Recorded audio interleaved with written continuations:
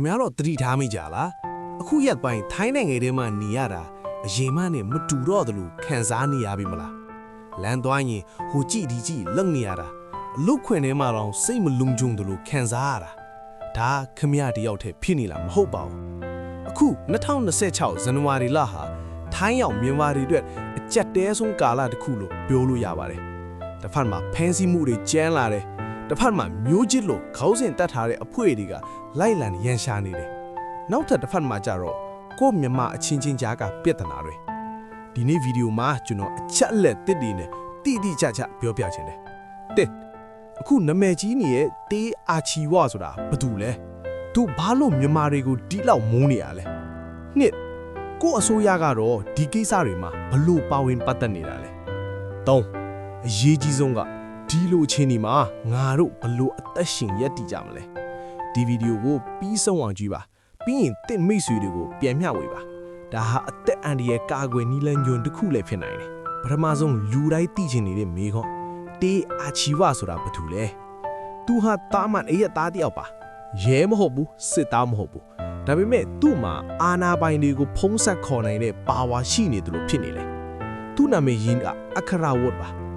အာချီဝါဆိုတာကထိုင်းလူတက်မွေးဝမ်းကြောင်းចောင်းသားတွေကိုခေါ်တာသူကအရင်ကနေကចောင်းသားအကျန်းရဲအဖွဲ့တွေမှာခေါင်းဆောင်လုပ်ခဲ့ဘူးသူပါ2020-2013ကာလတွေတုန်းကထိုင်းနိုင်ငံအေးမှာဘယင်စနစ်ကာကွယ်တဲ့ဘက်ကနေလှုပ်ရှားရင်နယ်ပယ်ကြီးလာသူပါဒါဆိုသူကဘာလို့မြန်မာတွေကိုမုန်းနေတာလဲရိုးရိုးလေးပါပဲနိုင်ငံရေးအမျက်ထုတ်မှုပါအခုချိန်မှာထိုင်းနိုင်ငံရဲ့စီးပွားရေးကျဆင်းမှုလုတ်ကောင်းရှားပါမှုတွေကိုအခွင့်ကောင်းယူပြီးမြန်မာတွေကမင်းတို့သမင်းအုပ်ကိုလူနေတာဆိုပြီးထိုင်းလူထုကိုမှိုင်းတိုက်နေတာပါသူထောင်ထားတဲ့အဖွဲနာမည်က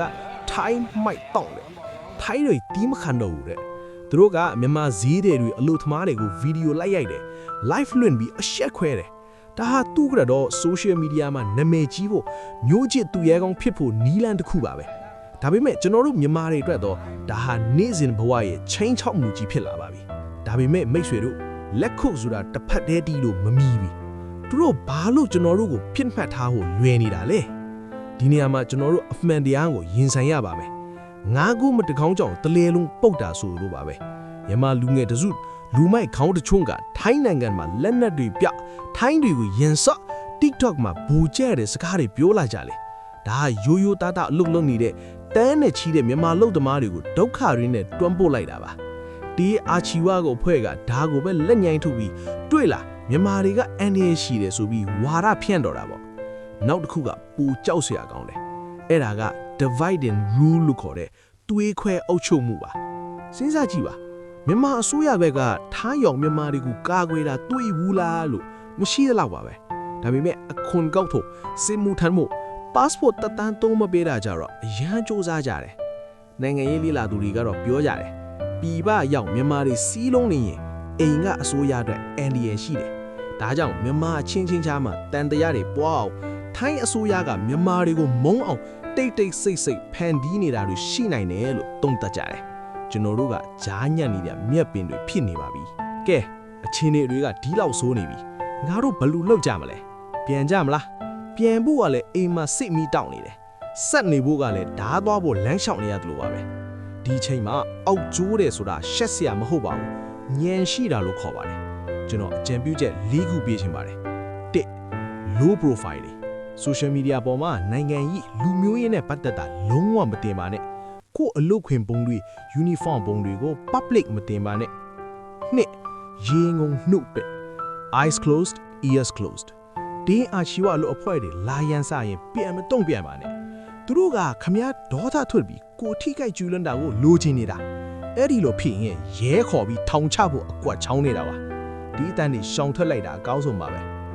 3စာရွက်စာတယ်အားလုံးမင်္ဂလာပါခင်ဗျာဒီနေ့29ရက်နေ့ဖုန်းထဲမှာလည်းဓာတ်ပုံရိုက်ထားပါ4ထိုင်းရင်ကြီးမှုကိုလေးစားထိုင်းစကားကိုတက်အောင်သင်ပြုံးရွှင်ရွှင်နေ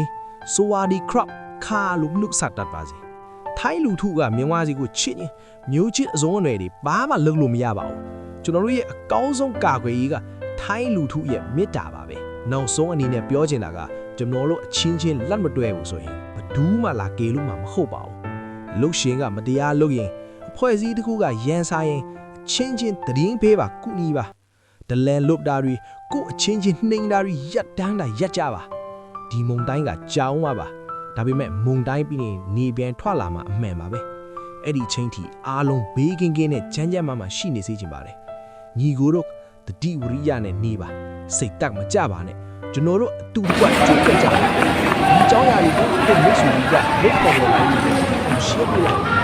အားလုံးဘေးကင်းကြပါ